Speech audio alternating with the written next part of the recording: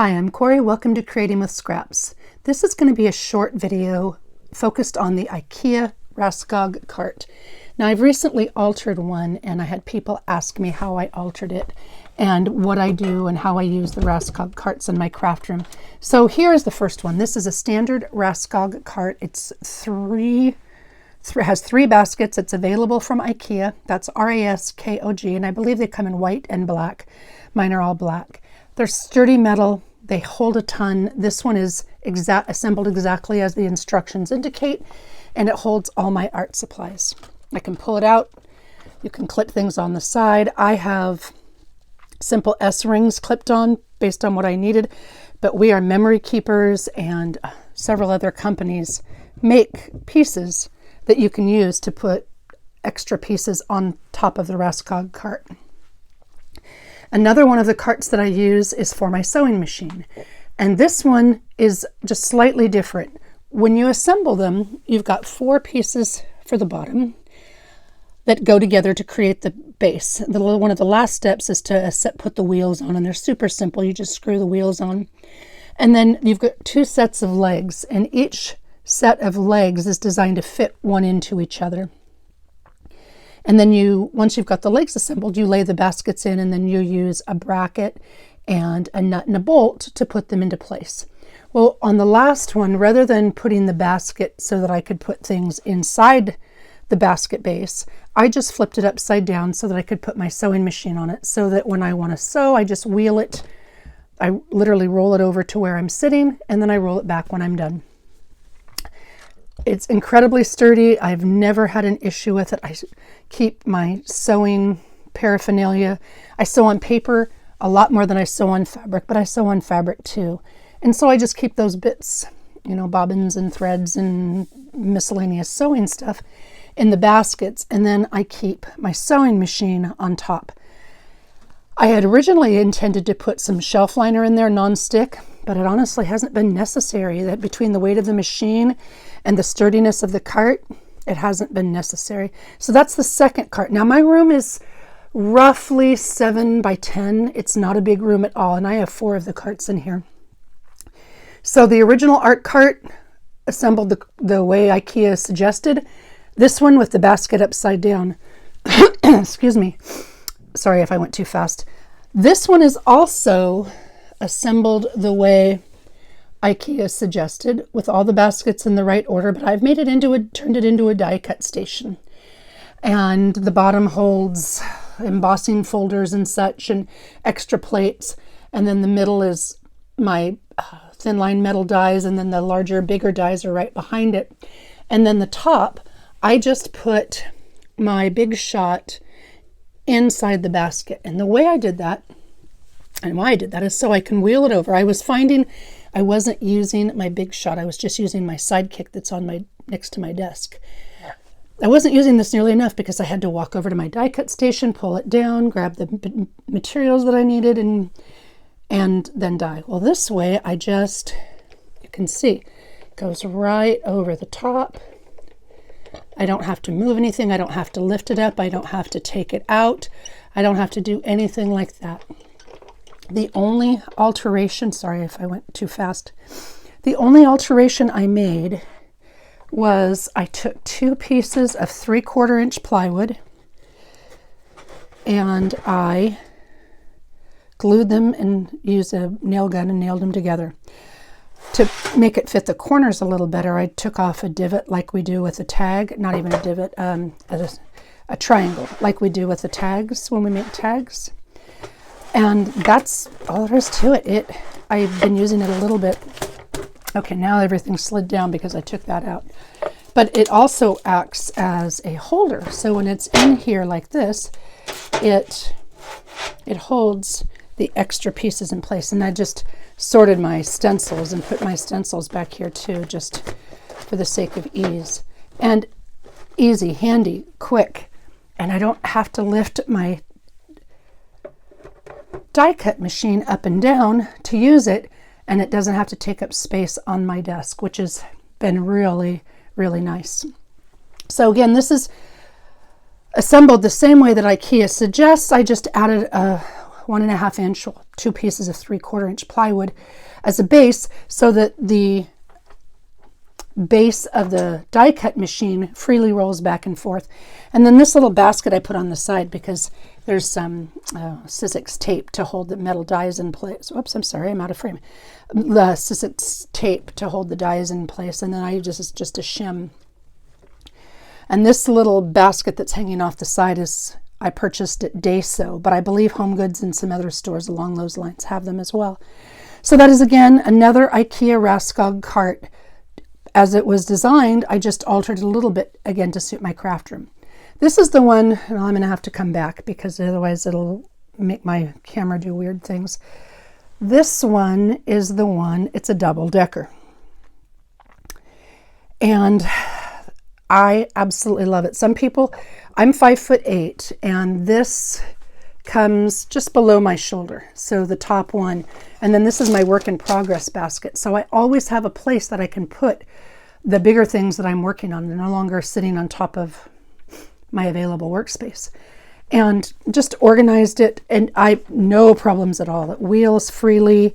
It's not too heavy. It's not, unstable. Now, granted, I didn't put a ton of weight up top, and I didn't put a ton of weight in here. I've just got 6x6 paper pads and some completed cards. And then those are some of your Creative Studio kits and beads and yarn and threads and such. So it's not super weighted down, but it's also super sturdy. And the way I altered this, so it's got the same base that the others have, and then instead of 3 baskets, it has 5 baskets. And the way I made that is I purchased 2 Raskog carts. Now I have a leftover base, wheels, and 1 basket, and I've got a plan for those. But the way I did this, and I kind of had to think about it for a while, but the way I did it is this. I bought 2 kits. I took them all out. Normally, there is 1 set of legs right here, and it ends. When the cart ends, you've got these metal caps on the tops, right? But I needed those metal caps gone so that I could set another set of legs on top of it. I just basically wanted to extend. I used both sets of legs from both packages to create this. And the way I got them to, these 2 pieces fit just like they would if they were going to their own cart. These 2 pieces fit just like they would if they were going to their own cart. Where I had to cobble it together is right here at this center joint. And the way I did that is I used my drill. You'll need a drill and a driver to do this. I used a drill with a drill with a metal drill bit. And I just put this in, and I'm not going to do it here because I've already done what I need. But basically I put the metal drill bit in, and I pulled it through there and there, made a hole. And I did that same thing on the other side. Remember, because it would be this cart, and I needed that space to be open so I could stack a second set of legs.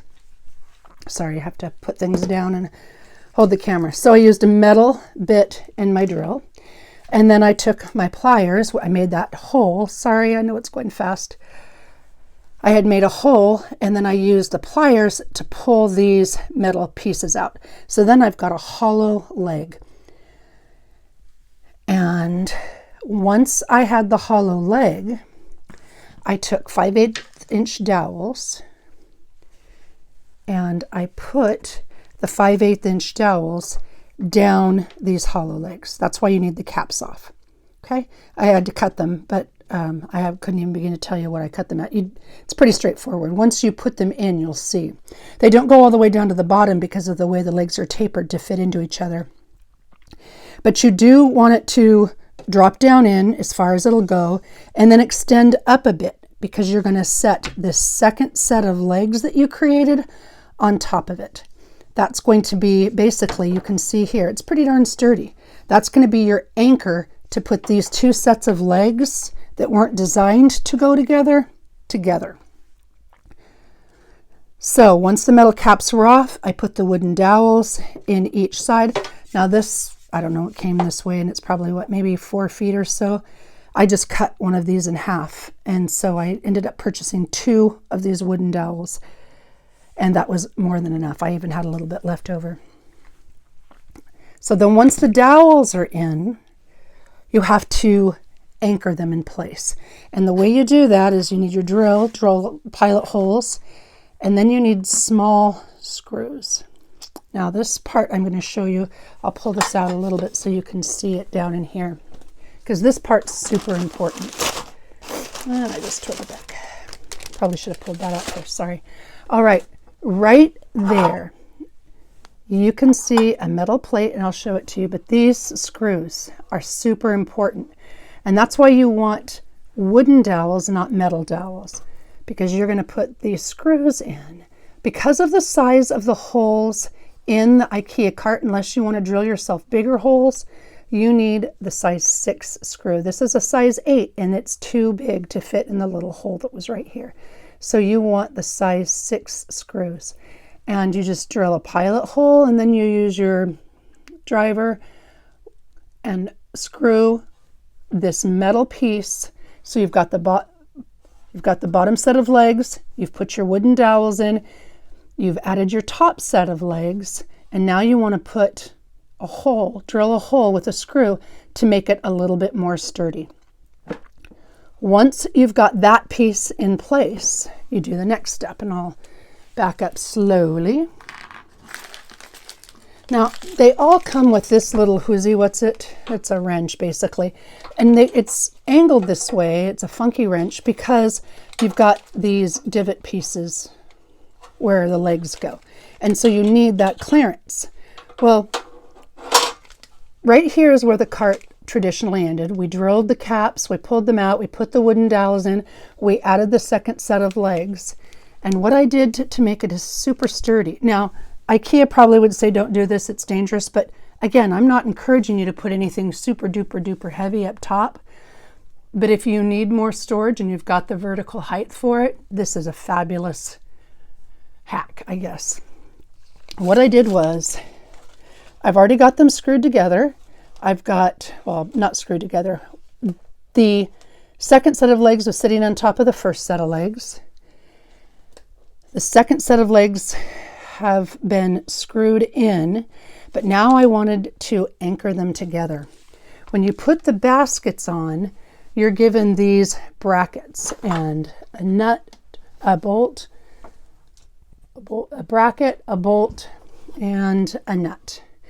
And what I did was, the one for the basket that I didn't use, I added it here to create additional support. And then I bought, these are about 5/8 inches wide. You can get them at Home Depot, Lowe's, True Value, any hardware store. But they're about 5/8 inches wide and 4 inches long. And the reason you want that particular size is because it's spaced perfectly. I just got lucky, it did it that way. This is the original top of the cart. I used this metal rod to connect these two, and then I used the support bar that I would normally use for a basket, so obviously I didn't put that next basket here. But this created a super sturdy cart. Now I wouldn't let my granddaughter climb on it, but I wouldn't let her climb on them anyway. So, but these are incredibly sturdy. I have absolutely no concern that this is going to break down. And then I used just the regular washer or a nut and bolt that came with the IKEA pieces. So the only additional materials I had to purchase to make this hack work were the 4" by 5/8 inch bars, these metal bars, and the wooden dowels. I had the screws on hand, but if you didn't have screws, you would need screws as well. And that's it. That is all you need to do. And I'll come back this way so you can see it, see how tall it is. Sorry, the dowel got in the camera thing. So you can see how tall it is compared. It's right next to the standard IKEA Raskog cart. It's the one on the left with 5 baskets. And it gives me a deep pocket or a deep basket in the center after the third one, and then 2 more baskets on top of it. Like I said, if you need vertical space, and these are both of those carts are in front of the doors to the water heater and There's something else in there. Oh, our heating system, our central heating system, and our water heater. So I don't need to open them very often, but I need to be able to access them as needed. So having something on wheels was perfect for me. And it takes just seconds. So I hope that helped. I hope that answered the questions that people had about how I created that. And if you've got any more specific questions, please feel free to put them in the box below. Thank you for watching and happy creating.